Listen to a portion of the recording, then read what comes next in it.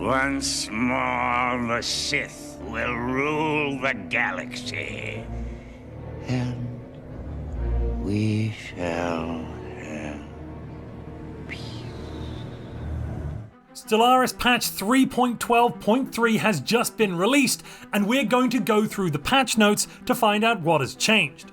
I should give you fair warning, Synthetic Ascension has had quite a few buffs, now making it possibly the second most powerful Ascension tradition in the game, ahead of not just the other biological Ascension paths, but also modularity and nanotechnology. Let's dive in and find out what is going on. The very first thing we are getting as a new feature is a buff to the Synthetic Age Ascensions. Modularity, nanotech, and virtuality are all getting their own agendas. Let's take a look at those very briefly. Now, you might not have realized this, but apparently Virtual needed some more buffs, and of these three agendas, the Virtual agenda is almost certainly the best. What does it do? Well, when you select it, you'll get 5% more resources from jobs from your Virtual pops, because yes, they clearly need more resource from job output. And then when you launch it, you'll get some code breaking, some encryption, and then we'll scale that resources from jobs up to 10%. Compared to all the bonus modifiers we're already getting for Virtual, this is very, very minor, but it's still an extra 5 or 10% output. In sticking with tradition, modularity is the middle agenda here really. I wouldn't say it's the most powerful, but neither is it the weakest. You're going to get a reduction to robot upkeep, an increase to living metal output from jobs, not all jobs empire-wide like Virtual, and more pops with auto-modding traits will be optimized per month. That reduction to robot upkeep is probably the best thing here, especially if we have some of the rare resource traits, using things like dark matter or rare crystals or exotic gases, rare resources that we would like to reduce our usage of. Last and absolutely least, we have the new nanite agenda, Unstoppable Swarm.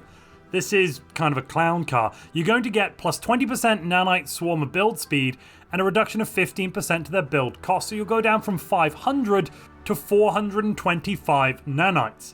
When you launch it, you no longer have that build cost reduction. Instead, you're going to get plus 20% evasion and plus 20% tracking. That should mean you will max out your evasion, especially in the late game, at 90, which is nice, but you can probably get there already through other means. So honestly, this agenda is probably useless. The devs have also now added the ability to dismantle some megastructures. Most of them are kilostructures like the Dyson Swarm or the Arc Furnace. They can be dismantled if you have the technology to build them and you are not at war. That is very useful in the mid to late game if you suddenly find yourself in need of a system because you're playing, for example, very, very tall, and you want to build a megastructure, but you already have a kilostructure there and cannot build it. I've actually found myself in that situation at least a couple of times and been very annoyed. One more great feature that they've improved here is solar system tooltips, which will now show the arc furnace and habitat potential of a system if you meet the construction requirements for the megastructure.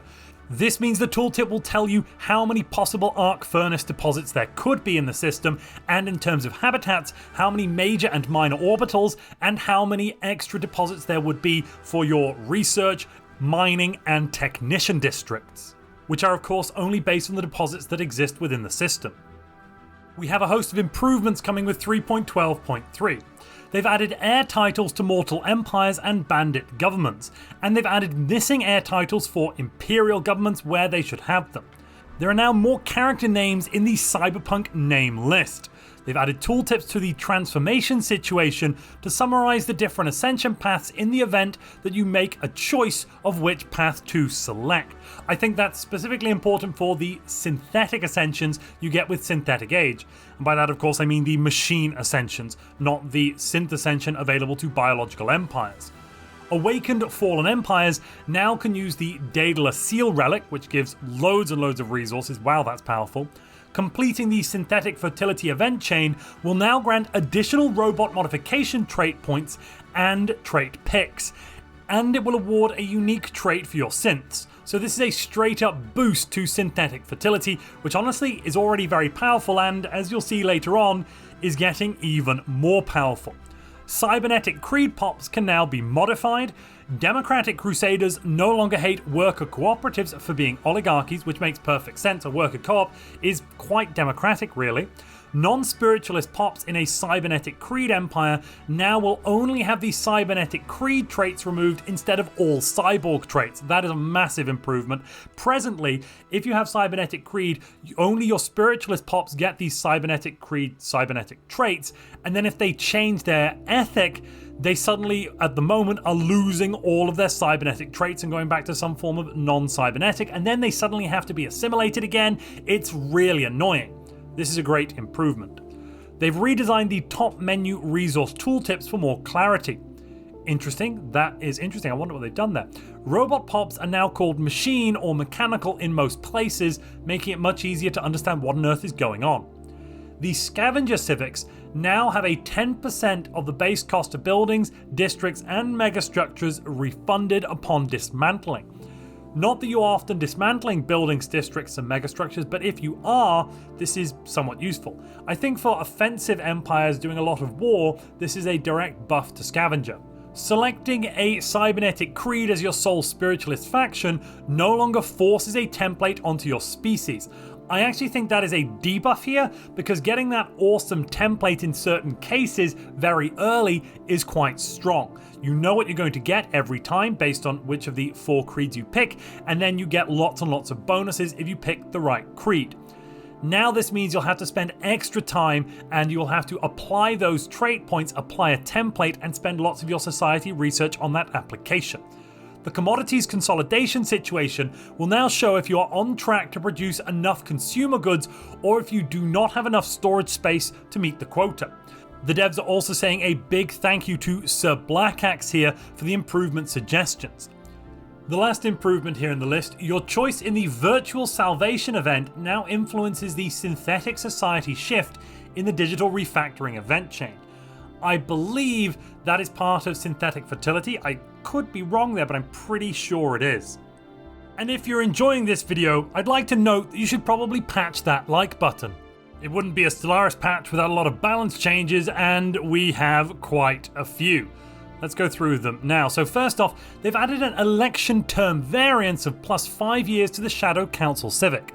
This means that each election will have a term length equal to that of the authority, so in the case of democracy 10 years, plus or minus a random number of years between -5 and +5. So you don't know exactly how long it's going to be between each term. In the case of a democracy, that means your terms are between 5 and 15 years. They've added an election term length in years, -50% to the worker cooperative civic, giving empires with this civic the same term length as the democratic authority, allowing you to further deepen the worker cooperative roleplay by kind of pushing that democracy type angle. All virtual empires, either machines that take virtuality traditions or organic empires that adopt a virtual government after completing Synthetic Ascension, now get access to the virtual economic policy. What does this mean? Well, organic empires can Synth Ascend. That is one of the 3 ascension paths available to regular bios.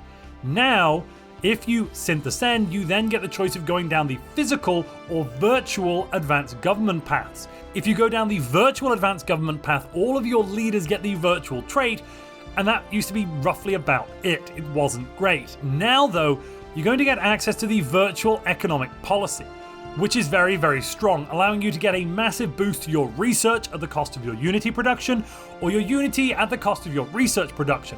Given you are a bio empire at base, you will have access to trade value, and thus you can get all of your Unity through trade, or at least most of it, so it really isn't a debuff here. You're getting a massive boost to research, and it's only Unity production from jobs, which as a trade value empire that produces Unity through trade, you can entirely ignore. This is an enormous buff to synthetic. But hold on, because it's not the biggest buff Synth Ascension is getting. Honestly, I think now the Synthetic Ascension path could be the strongest biological ascension path in the game. They have buffed the mutual aid trade policy to now also provide Unity, making mutual aid quite a bit stronger, honestly. Cosmogenesis battlecruiser and Titans now use reactors 1 class above theirs. This should now provide ample power for all modules, because of course the battlecruisers and Titans basically have double the number of module slots for weapons as compared to the regular Titans or battleships. This is very necessary, thank you devs. The Dark Matter Engine trait, which is available if you take Modularity, has had its effects reduced from plus 60% to plus 40%. That's honestly such a minor nerf, I don't even think we're going to notice, though maybe it's enough to rebalance it. I still think that the Machine Empire Ascension paths are so much stronger than the regular biological ones. They've increased the effects of modifiers nerfing Fallen Empires against Zatanna. Machine World Planet designation now increases the output of all jobs by 5% instead of only simple drones, and increases the build speed of all resource districts by 25%. That's pretty good actually. They've made rogue servitors slightly more likely to build organic sanctuaries and their upgrades, so the AI should actually do more rogue servitoring. They've reduced the time needed to complete the special projects, the Queen's Databank and Zatanna Race the Tempest, which should make the Momnisaya Endgame Crisis a little bit better. Selecting a cybernetic creed as your sole spiritualist faction now awards a country modifier for that creed. The modifiers are: for Fellowship of the Hammer, you'll get +1 biological trait points and picks, minus 10% building and district upkeep, and minus 10% megastructure upkeep. Honestly, that's kind of crap. Templars of Steel are going to get the same +1 trait points and picks, and 5% naval capacity. The Choir of the Mind get the same trait points and picks, and 5% research speed, and 5% researcher upkeep. Finally, the Commune of Toil are going to get the same trait points and picks, and an extra 10% cyborg happiness. I think that may be the worst buff here, because honestly, with cyborgs, it is so easy now to get to 100% happiness on your pops that an extra 10% may not be that useful. The United Creed's modifier has now been changed to +2 biological trait points and +1 trait picks from the previous modifier. Overall, I think this is a buff to the individual creeds, as long as they still get that event giving them an extra buff on top. Selecting a specific cybernetic creed as your sole spiritualist faction now gives +10% faction approval for the creed. So that means if you select just one creed, that faction will forever be slightly happier than a unified creed, which is, I think, a reasonable buff. Now we've got another boost to the Synthetic Ascension path. If you select a physical advanced government for the Synthetic Ascension, it now unlocks the advanced traits from Modularity. That means that synthetically ascended empires can now basically get access to the main bonuses that you get from Modularity. Yes, the Dark Matter Engine has been reduced from 60% to 40%, and some other bits and pieces have been reduced as well. But overall, this means if you go down the physical path, synthetically ascended empires will have a higher resource output per pop than not just modular empires, but also better than cyborg or psionic empires, which is really quite something. This firmly, in my opinion, places synthetically ascended empires as the second best ascension path, only coming second to, of course, virtual, which is still wildly overpowered. Shielded components, the machine version of robust, has been reduced from 4 points to 3 points. Synthetic Imperial authorities no longer have minus 10% pop assembly speed. And we should also remember here that synthetically ascended empires are going to be better than machine intelligence modular ascended empires, because they not only get the machine assembly but also regular biological pop growth, so they can have more pops overall. Synthetic oligarchic authorities now have enforcers provide +10 resources from ruler jobs instead of +5%. That's still trash because most resources from rulers are just unity. Occasionally you can get some research, but it's generally very minimal stuff. Synthetic Physical Corporate Government now gives +5% trade value. Synthetic Physical Imperial Government now gives +2 leader starting level and +10% leader experience gain. And the Synthetic Virtual Corporate Government now gives +1 code breaking.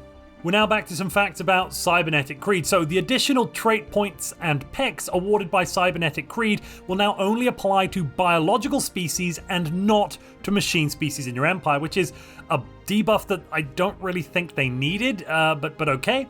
The augmentations of the commune now gives +20% worker output, but no longer gives +20% worker happiness, which is honestly a shame. The Bot Lord Destiny trait is now available for all leader classes, and now gives a production bonus and decreases the upkeep of not just robots, but also cyborgs, making it very, very strong. This is a big boost actually for both synthetically ascended and cyborg ascended empires, because they now have a true equivalent to the Shroud Preacher or Truth Seeker destiny traits that give resource output to psionically ascended pops. Bortlord is also twice as likely to show up if you're an individualistic machine or have the synthetic or cybernetic ascensions, which is again a very strong buff to not just individualist machines but also synth and cyber ascended empires. The computation core focus policy for synthetic megacorps no longer removes the plus 1% trade value modifier from clerks, and the production streamlining option now also increases consumer goods production in alloys. When we combine in the fact that these synthetically ascended empires also get access to the virtual research focus policy, that is a very, very strong empire type now. Obviously, because they don't get access to that instant pop creation that virtual machine empires get, they are still nowhere near as strong, but it is still quite a boost. The nanotech world designation now also affects agri drones if you decide to build hydroponic farms on the planet. The Shroud Preacher and Truth Seeker destiny traits that I mentioned before are now blocked if you have undertaken another non-psionic path. They are twice as likely to show up if you have psionic ascension, and they no longer require the spiritualist ethic on the leader. That is kind of a small buff to psionic. I think, given what we're hearing about synthetic empires, psionic might need a little bit more of a bonus though than just that. Virtuality adoption grants a minus 15% metallurgist and artisan production debuff. Oh no! We're going to take our 150 or 180% bonus output and reduce that by 15% to like 135, whatever our virtual going to do. The virtuality economic policy has also had a small nerf as well. It now grants plus 80% of either research or unity, and minus 50% of either research or unity depending on which of those you pick as your focus, down from the current plus 100% and minus 40%. Again though, if you are individualist machine or synthetically ascended, you're probably going to be able to make most of your unity from trade value, so that minus 50% can kind of be ignored, and going from plus 100% to plus 80% research output is a small debuff, but it's not enough to stop virtuality being brokenly good. I think the new rankings now are virtual number 1, synthetic ascension as a bio-empire, if you go for modularity, probably number 2, kind of mixed in with that could be synthetic megacorp virtual, because that one gets quite good bonuses from not just clerks but also this virtual policy. And then close behind that is going to be modularity, followed by psionic, with cyborg very close behind that. And then second to last, nanite, though in the late game nanite can be quite good, but it becomes an absolute lag fest, oh my goodness me. And in last place, still firmly and desperately in need of a rework and some buffs, is the biological ascension path, which at this point I don't really even is an ascension path. It's just, oh, would you like to roleplay and change the portraits of your species? That's the main thing it does now, to be quite honest. There have been a whole host of bug fixes. I'm not going to go through all of them. If you want to check them out, I will put a link to the dev diary with this entire patch notes down in the description below though. There are a lot of changes coming in terms of bug fixes, I really should say. Then when it comes to stability, they've added a check to start astral action cooldown effect for validating that the country type can use astral actions, and this means it hopefully will prevent a potential crash. I hope this is a multiplayer potential crash that is being prevented, because basically Rift World is the desync origin in multiplayer, and rifts cause so many desyncs at the moment, and crashes, and terrible stuff. They fixed a crash to desktop when a non-playable empire decides to lock wormholes. They've also fixed an OOS in hotjoin/resyncs due to clients cleaning up invalid ship components. Overall though, this doesn't sound like too much in the way of stability changes. We currently have a relatively unstable multiplayer, and single player is a bit unstable but nowhere near as bad as it was at the release of Astral Planes. And finally, there are a host of UI, UX, and modding changes coming in. Actually, very few modding. Again, I'll put them on your screen now, but if you want to check them out, head over to the dev diary to look at them in more detail. The devs have also got a sneak peek for us for what is coming in the next patch and the next DLC. A storm is brewing, ladies and gentlemen. Winds in the fall will bring us the 3.13, that's autumn for the British out there, Vela update, and with it, Cosmic Storms, a new DLC. Vela is the constellation representing the sails of the Argo Navis, the ship on which Jason and the Argonauts sailed to get the Golden Fleece. They thought it a fitting name for the expansion relating to galactic weather. It's a real shame though that they couldn't fit in a Ship of Theseus reference, because at this point, honestly, is this Stellaris anymore, or is the original Stellaris, or, you know, what even is Stellaris? Here is the sneak peek though. So we've got some screenshots. We should note that Eladrin has cranked up the frequency and intensity of storms to the absolute maximum for this run, so a normal galaxy should be a bit more chill and relaxed. But what are we seeing here? First off, this is the storm map mode, which will make it easier to see which systems are under the effects of storms. We've got a nice red storm there and a nice blue storm, causing lots of crazy nonsense, I imagine. It wouldn't be space weather without space weather forecasting, and that is where the cosmic weather models technology will be coming in. Prediction technologies will help us figure out where the storms might be going next, allowing us to plan our moves, maneuvers, and future, plan what is going to happen in the game. I think this is most important if you are at war, and otherwise much less important, in a similar way to weather prediction in the real world.